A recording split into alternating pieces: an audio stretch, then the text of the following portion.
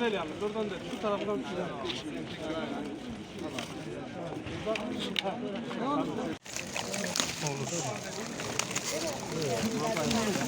Abla bir tane verebiliyorum. O diğer kim alacaksa gel.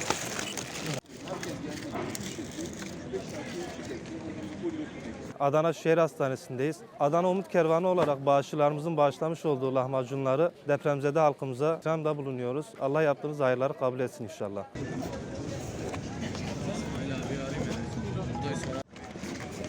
Buyur abi. Ablamız. Tamam. Abi sıraya geçelim.